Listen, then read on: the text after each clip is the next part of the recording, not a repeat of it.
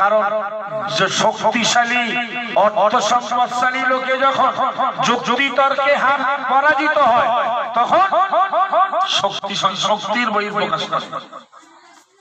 আপনার সঙ্গে যদি কোনো অর্থওয়ালা লোকের কোনো জমি নিয়ে, কোনো জায়গা নিয়ে, কোনো কিছু নিয়ে বিবাদ হয়, আর যুক্তি তর্কে এবং কাগজ কলমে বিচারে সব জায়গায় যদিও পরাজিত হয়, ও এখন একটা রাস্তা বাছাই করবে কিভাবে আপনাদের মেরে কোণঠাসা করা যায়, দেশ ছাড়া করা যায়। ঠিক না বল ভাই? মুসা নবীর ক্ষেত্রেও সেম ঘটনা ঘটলো। ফেরাউন দেখলো আমার আর কোনো রাস্তা নেই, একমাত্র মুসাকে মেরে দেওয়া বা দেশ থেকে বিতাড়িত করা।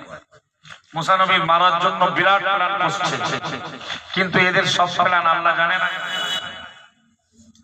আমার আল্লাহর নবীর বিরুদ্ধে, মুসলমানদের বিরুদ্ধে আবু জেহেল, আবু লাহাব, উতবা, সাইবা, ওয়ালিদ বিন মুগীরা, এরা বিখ্যাত বেঈমানেরা, টেটমার্কা ব্যান্ডেড কোম্পানির কাফেররা, মুশরিকগুলো এক জায়গায় দলবদ্ধ হয়ে মুহাম্মদুর রাসূলুল্লাহ সাল্লাল্লাহু আলাইহি ওয়াসাল্লাম হুজুরের বিরুদ্ধে, হুজুরের ভক্তদের বিরুদ্ধে বিরাট প্ল্যান চালাতো, ছক কষে বেড়াতো। আমার আল্লাহ বিশ্ব নবীর উপরে আয়াত নাযিল করে দিল, ইমামুল মুত্তাকিন, শাফিউল মুযনিবিন, রাহমাতুল লিল আলামিন মুহাম্মদুর রাসূলুল্লাহ সাল্লাল্লাহু আলাইহি ওয়াসাল্লাম হুজুরের উপরে আমার আল্লাহ কোরআনের আয়াত নাযিল করলেন, ওয়া মাকারু ওয়া মাকারাল্লাহ আল্লাহু খায়রুল মাকিরিন। জোরে বলুন না আল্লাহু আকবার। আমার আল্লাহ বলে, ওগো আমার হাবিব, চিন্তা করবে না, টেনশন করবে না, পিছিয়ে আসবে না। ওয়া মাকারু, মক্কার আবু জেহেল, আবু লাহাব, উতবা, সাইবা, ওরা তোমার বিরুদ্ধে, তোমাদের বিরুদ্ধে চক্রান্ত করে। আমি আল্লাহ ওদের সব চক্রান্ত জানি। ওয়া মাকারাল্লাহ, আমি আল্লাহ আমার আরশ মোবারক থেকে ওদের বিরুদ্ধে সিদ্ধান্ত নেই, ওদের বিরুদ্ধে কৌশল করি। আমার বন্ধু মনে রাখো, আল্লাহু খায়রুল মাকিরিন, আমি আল্লাহ হলো শ্রেষ্ঠ কৌশলকারী। একটু জোরে বলুন না সুবহানাল্লাহ। ওরা তোমাদের বিরুদ্ধে চক্রান্ত করে, ওদের চক্রান্ত আমি সব, ওরা যে রাস্তায় তোমারে ধরবে বলে যাবে, আমি তোমাকে ওই রাস্তা ভুলিয়ে অন্য রাস্তায় নিয়ে যাব। জোরে বলুন হাবিব, পিছনের দরকার নেই, আমি তোমার পাশে আছি।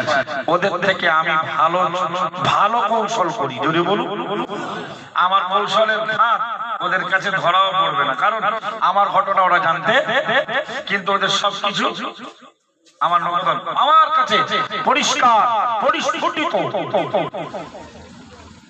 ভাই তো মুসা নবীর ষড়যন্ত্র শুরু হলো, মুসাকে মারতে হবে। মুসা না মানলে ফেরাউনের এই খোদাই, ফেরাউন তো ততক্ষণে দাবি করেছে আমি খোদা, ওর আর এই খোদাই দাবি বেশি দিন চলবে না, প্রভুত্ব সব শেষ। কারণ যাদের আমন্ত্রণ করে এনেলো তারা সব সেজদায় পড়ে জনগণের সামনে বলতে যে আমাদের বিরুদ্ধে সব, আমাদের বিরুদ্ধে মিথ্যে, মুসার বিরুদ্ধে সত্য। আমরা এক্ষুনি সেজদায় পড়ে মুসার রবের প্রতি কালেমা পড়ব। জনগণ কি বলবে?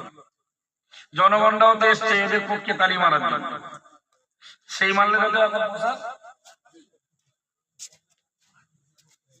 জনগণদেরও ইচ্ছা হচ্ছে, কিন্তু ওরা এই জালেমের ভয়ে, জালেমের ভয়ে।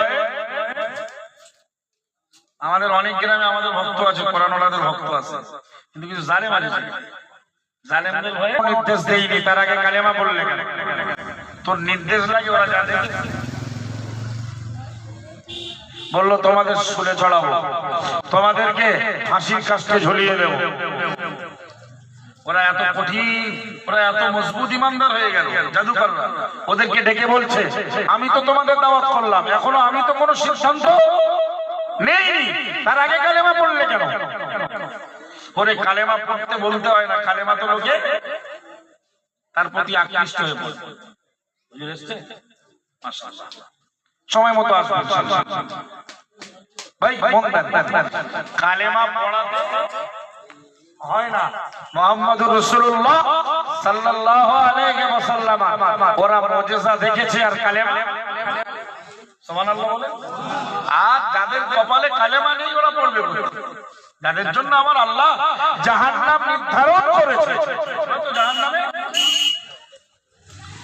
এক ইহুদি কাছ থেকে রাসূল করিম সাল্লাল্লাহু